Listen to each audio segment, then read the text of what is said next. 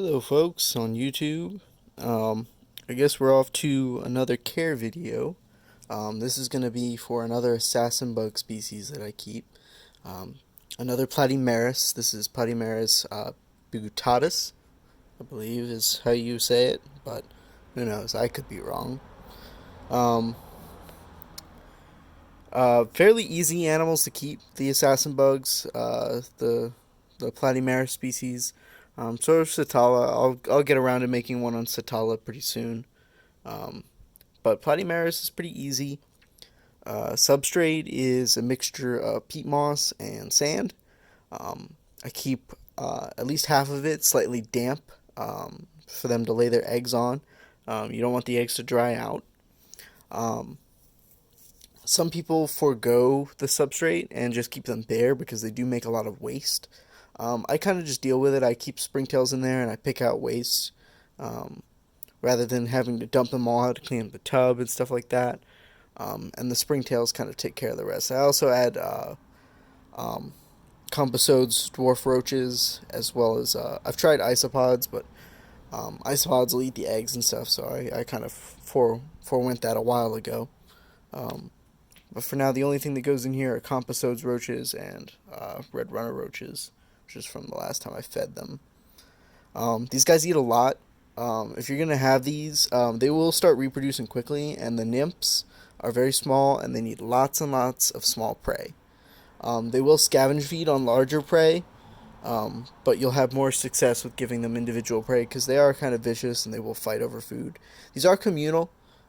Cannibalism is not unheard of. It does happen every once in a while, but it's fairly negligible, um, especially when you compare it to how many babies they have.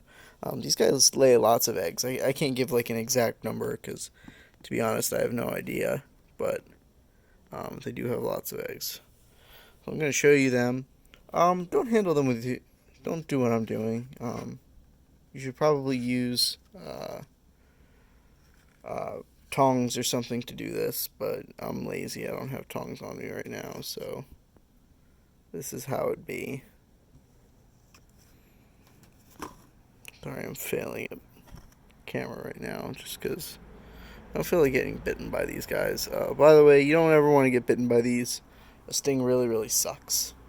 These guys are hemiopterans, which means they're true bugs, which means they have those weird, pokey, sticky, sucky, mouthy parts. And their venom hurts. It hurts a lot. I was bitten by a mombo, another Platymeris, and it'll make a grown man very near close to break down. It's pretty bad, in my opinion. But there they are. By the way, this species is also known as the white spot assassin nymph. Assassin nymph.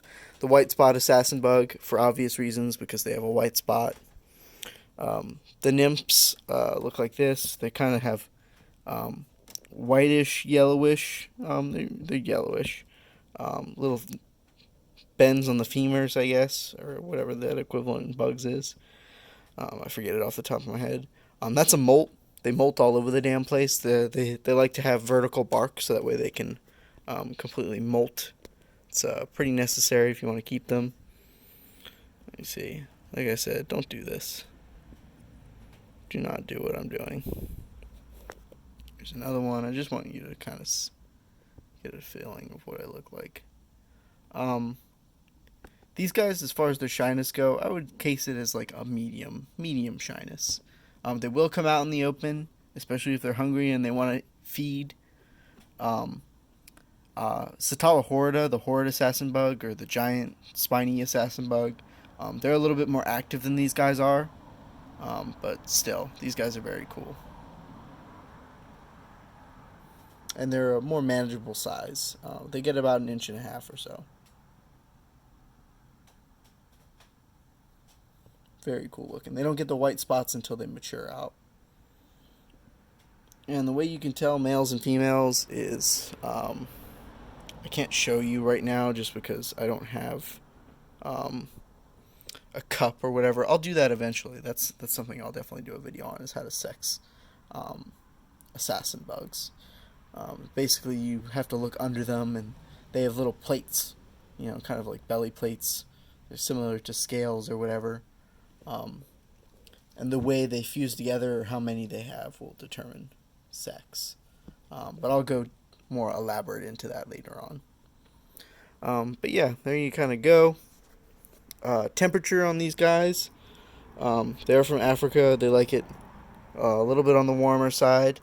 High 70s, low 80s will do them just fine. The warmer you keep them, probably the faster their eggs and such will hatch and faster they'll grow. But you can keep them cooler. I know people who keep them at room temperature and they do okay. They just don't take off.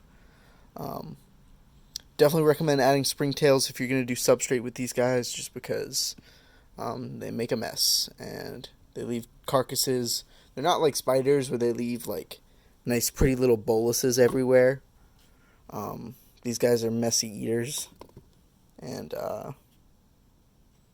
yeah, they leave the carcasses out around, and sometimes the way they eat is they stick their pokey sucky mouth part into the thing, and then they release some kind of digestive fluid or venom. I guess it's mostly digestive fluid, and they kind of suck it up like a milkshake. It's pretty gnarly. These are very cool too because the way they hunt, they kind of hunt like almost like if a cat were to hunt in packs. These guys are like individual cats, and they kind of fight over stuff like dogs would, though. They kind of like wrestle with it, but they pounce and stuff kind of like cats. It's funny. They kind of wind up and like you can kind of tell that they're stalking it, and then they pounce, they jump on it and wrestle it and bite it and immediately start feeding. It's pretty gnarly.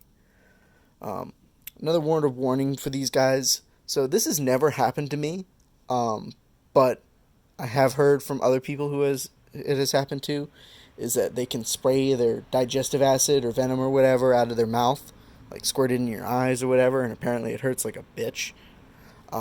It's never happened to me, and I've gotten real close to them. I guess I should probably stop doing that.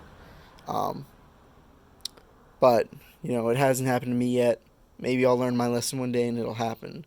But it seems to me that they're very, you have to really provoke them, because I've gotten pretty up close and personal with these guys to film videos, at least with the other species. And they do not mind me very much. So yeah. That's it on these guys. I kind of already said it in my other video that I did today. Is that I was doing reptile expos. I got one in July in Vallejo and one in August in San Jose. You can look on my Facebook page or on my blog, Cycloptic Exotics, and find out information, as well as, availability lists. Later.